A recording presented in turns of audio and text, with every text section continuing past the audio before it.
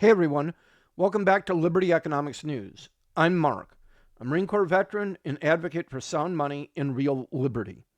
Today we're tackling one of the hottest issues out there, the border. But it's not going to be the usual talking points. Instead, let's look at something counterintuitive.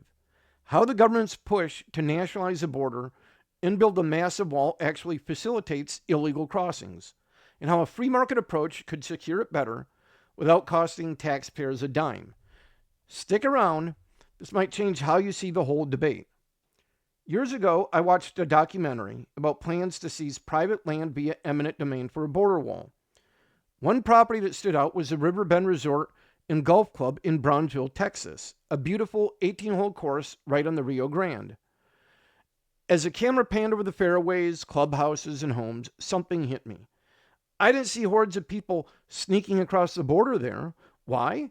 Because it's private property, owned, maintained, and watched by people who have skin in the game. Trespassers damage the turf, scare away customers, create liability. Owners naturally protect their own property. But the government wanted to seize it for a federal wall. The fence from earlier projects already stopped short. It went right up to the edges of the resort, but left a huge gap in the middle. Why? Because bisecting the property would have put 70% of it, 15 golf holes and over 200 homes, in a no man's land between the wall and the river. Homeland Security Zone, if you see something, say something campaign, relies on eyes on the ground.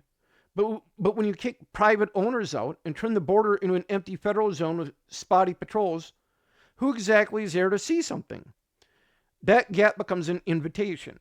Crossings shift to less monitored areas. The quote-unquote solution creates the problem.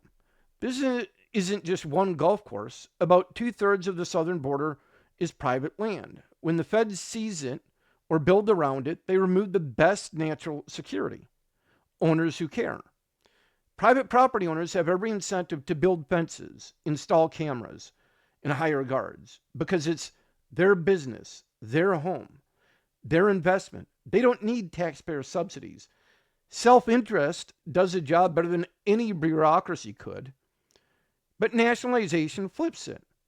Force Americans to retreat inward, create dead zones, crossings increase in the gaps. Politicians declare crisis, demand more spending, more agents, more walls. It's a never-ending war on immigration that costs billions and doesn't fix the root pull factors like our welfare state or loose monetary policies. So what's the alternative? Stop the seizures. Instead, incentivize private development and ownership along the border. Offer tax credits or exemptions for people who move there. Build homes and businesses and secure their own property. Fences, lighting, private security. The River Bend Golf Course, they can erect their own barriers and hire guards to protect golfers and residents at zero cost to the taxpayers. More people living and working there means more eyes, more investment, more natural deterrence. Property values rise, economic activity grows. The border becomes a productive frontier instead of a militarized no man's land.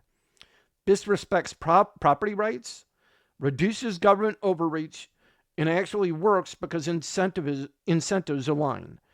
It's the opposite of what the right-wing approach does, nationalizing land, facilitating chaos, then subsidizing endless quote-unquote fixes.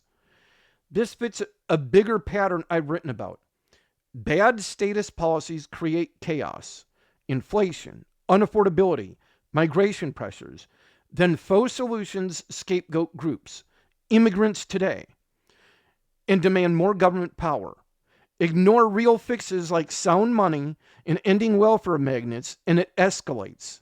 Draconian measures start with one group, but history shows they rarely stop there. We see echoes in identity politics on both sides. Blame outsiders instead of dishonest money and big government. We need to break the cycle, focus on root causes, respect liberty for all, and use markets, not coercion, to solve problems.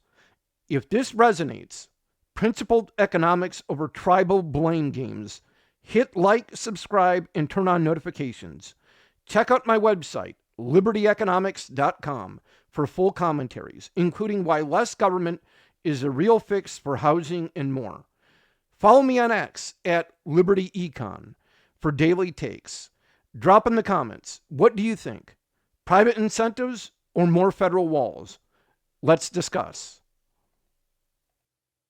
Thanks for watching. Stand for liberty, sound money, and truth. Stand with God. See you next time.